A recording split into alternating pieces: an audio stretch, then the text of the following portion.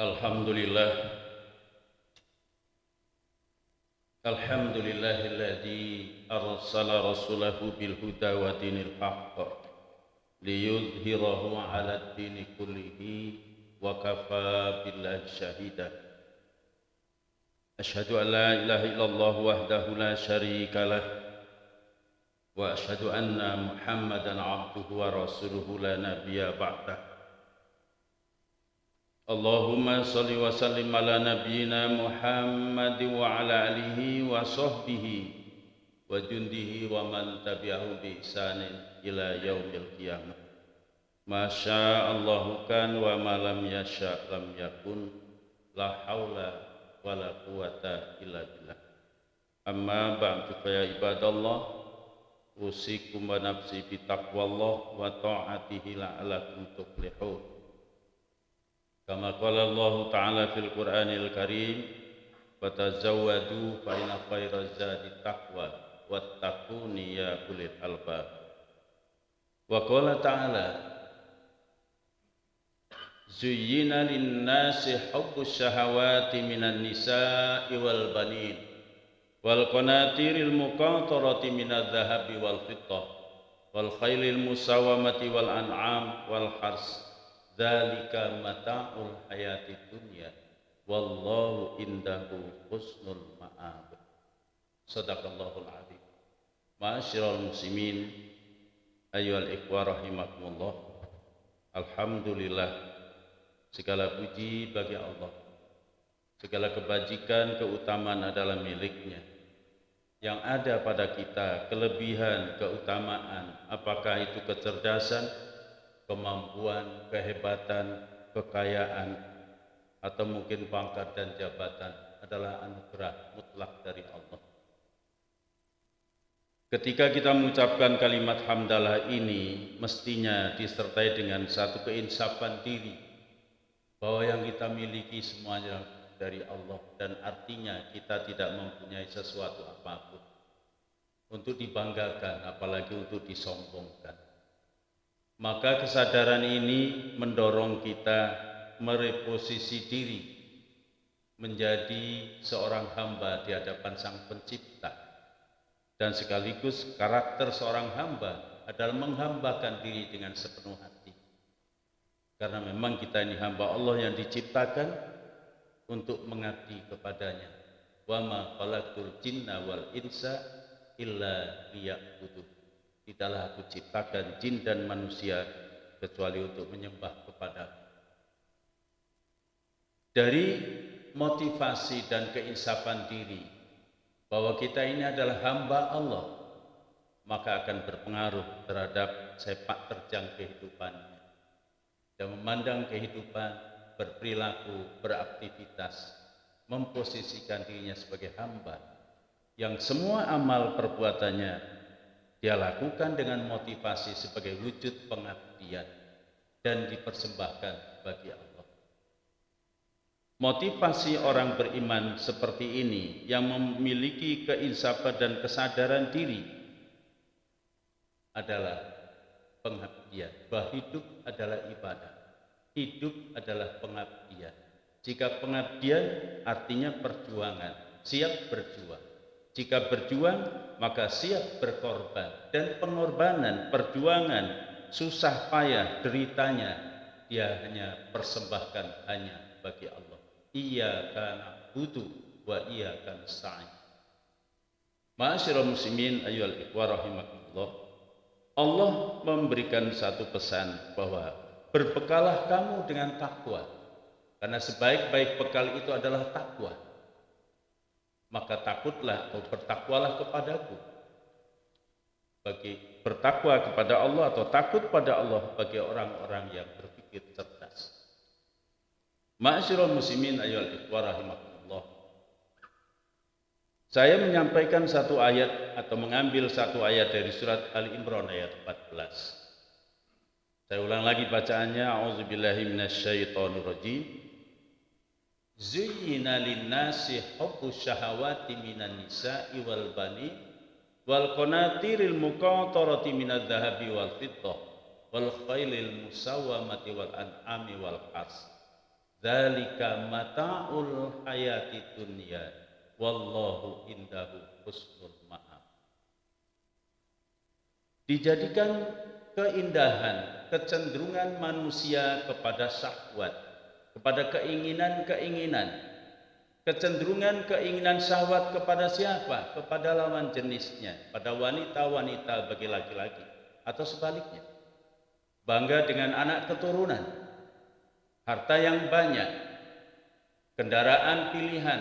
Kalau dulu kuda pilihan, sekarang kendaraan mewah, kendaraan menjadi satu kebanggaan. Sawah ladang, kebun, dan seterusnya.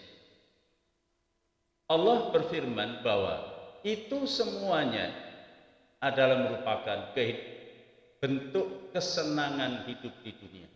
Allah gunakan kalimat mata, artinya mata'ud dunya, kesenangan yang sedikit, kesenangan yang tidak hakiki, kesenangan yang semu dan relatif.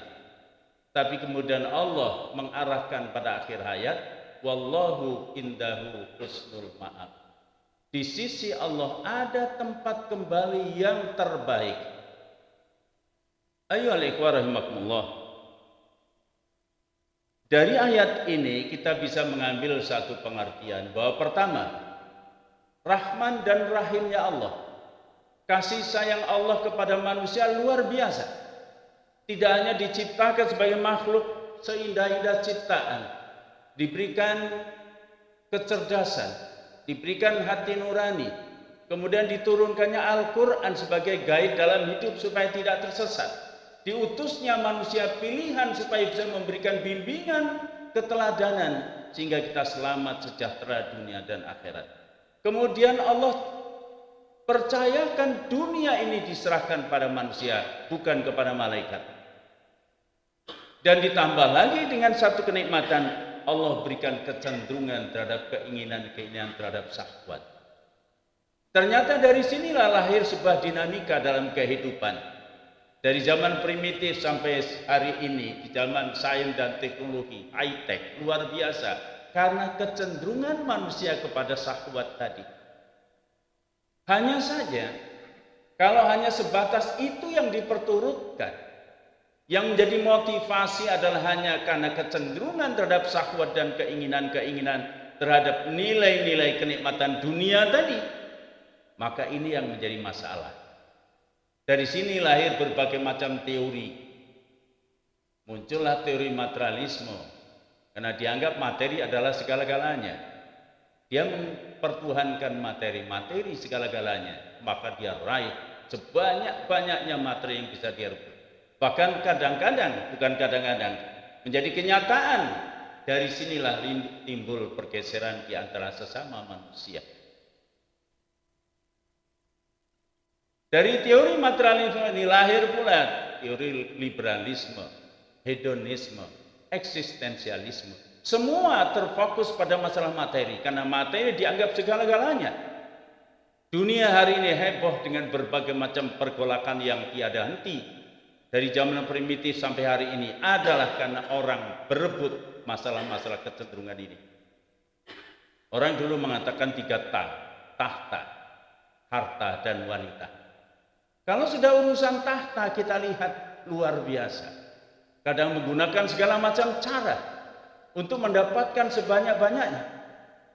Dan harta jika diraup makin banyak, makin dahaga. Bagaimana enggak kayak air laut, makin banyak dia minum, makin banyak dahaga yang diperlukan. Begitulah dunia, heboh.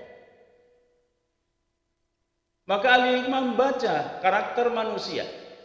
Ketika lahir tangannya menggenggam, dua-duanya menggenggam. Ini dibaca bahwa inilah ambisiusnya manusia untuk menguasai, menggenggam dunia. Walaupun ketika kembali pada Allah, genggamannya dilepas.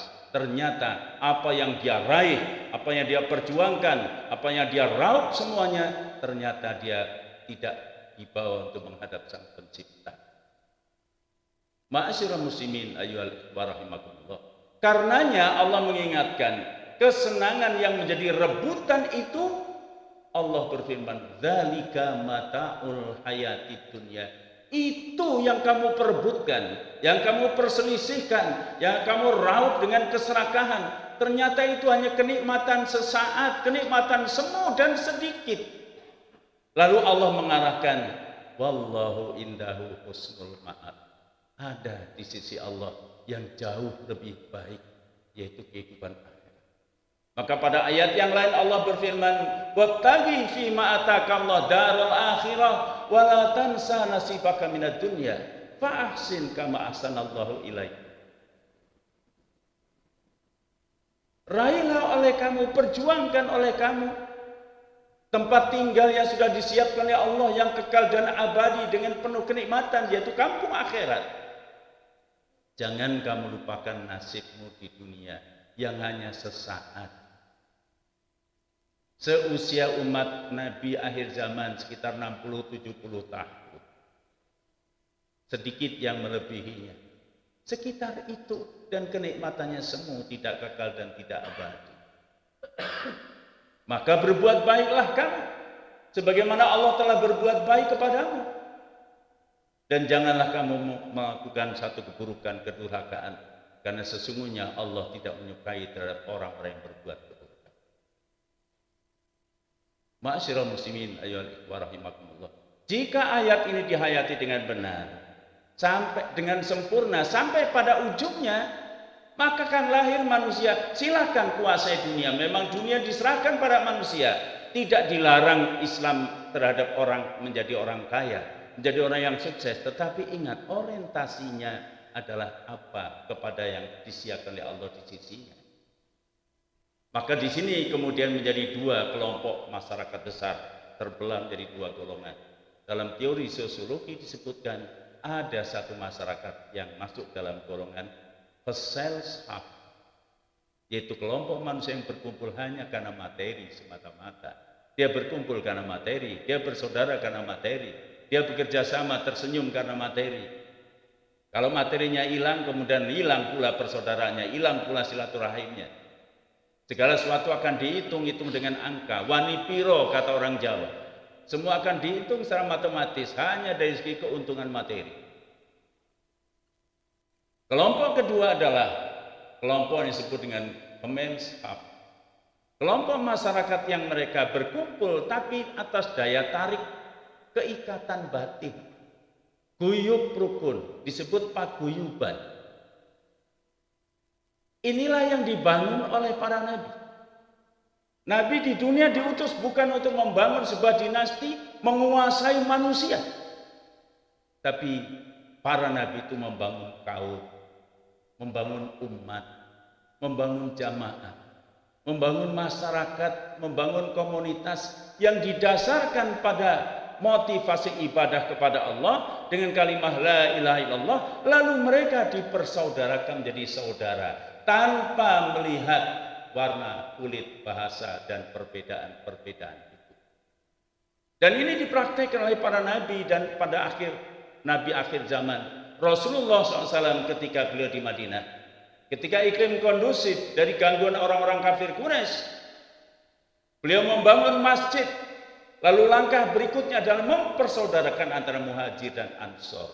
Begitu erat persaudaraan, karena ikatannya adalah bukan ikatan materi, tapi ikatan akidah keimanan.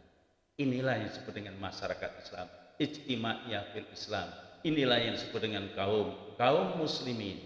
Inilah yang disebut dengan umat muslimin. Inilah kehidupan sistem pola hidup berjamaah yang disatukan karena akidah, bukan karena materi dan bukan karena politik. Barakallahu li wa lakum wa lisail muslimina wal muslimat fastaghfiruhu innahu huwal ghafurur rahim.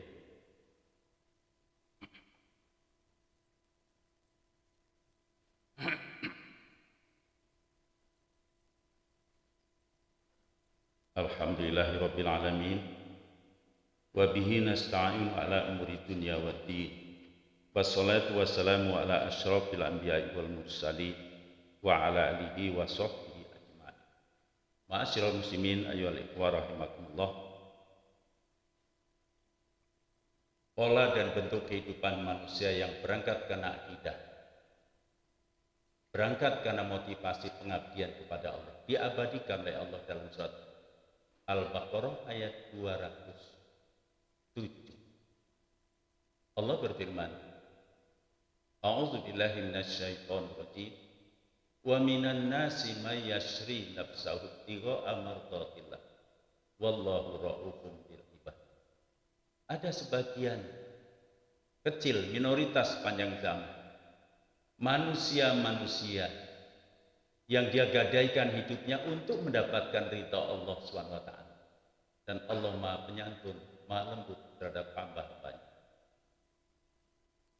Minoritas kelompok umat seperti ini adalah dia memandang kehidupannya sebuah rentang perjalanan pengabdian. Buat dia hidup adalah nilai. Maka dominasi pemikirannya didominasi oleh hal-hal yang bersifat spiritual, bersifat ruhi. Tidak hanya fisik materi semata-mata. Karena jika manusia berpola pikir didominasi oleh pemikiran-pemikiran akidah, pemikiran-pemikirannya bersifat spiritual, maka akan sempit terhadap hal-hal yang bersifat keburukan-keburukan. Tetapi pada kebaikan, dia bicara soal keutamaan, bicara persaudaraan, bicara kedamaian, bicara kebaikan, keutamaan, akan nyambung dan mudah seperti magnet. Sebaliknya, jika hanya sebatas materi semata-mata, maka dominasi pemikiran materi itu akan semakin sempit pola pikir yang bersifat ruhi atau spiritual. Maka dalam hal ini, kalau bicara keadilan, bicara kebenaran, itu akan nyambung. Tapi bicara materi, bicara keuntungan, itu baru nyambung. Sulit orang seperti ini diajak bicara untuk perjuangan. Nah, manusia-manusia yang hidupnya adalah dia rela berkorban untuk kebaikan, untuk kemaslahatan, untuk keutamaan. Kelompok inilah yang oleh Allah kemudian dibeli dengan surga. Seperti yang disebutkan dalam surat At-Taubah ayat 111 dengan karakternya pada ayat 112.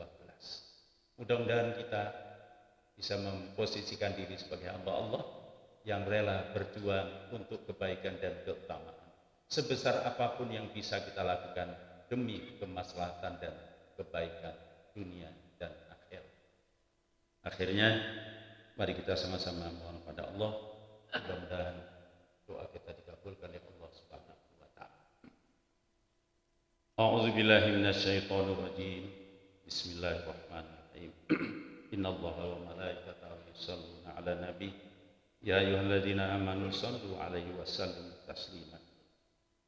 Allahumma shalli 'ala Muhammad wa 'ala Muhammad kama shallaita 'ala Ibrahim innaka Hamidum Majid.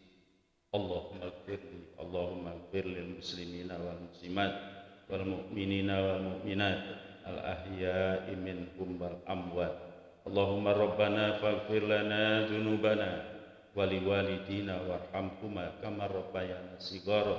Rabbana faghfir lana dzunubana wa kaffir 'anna sayyi'atina wa tawaffana ma'al abrar. Rabbana atina min ladunka rahmah wa hayyi' lana min amrina rasyada.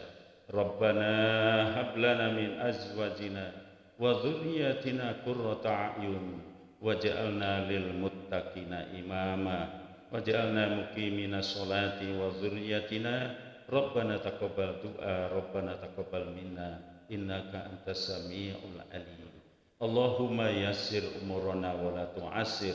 Allahumma la sahla ila ma ja'altahu sahla wa taj'alul hazana sahla idza syi'ta.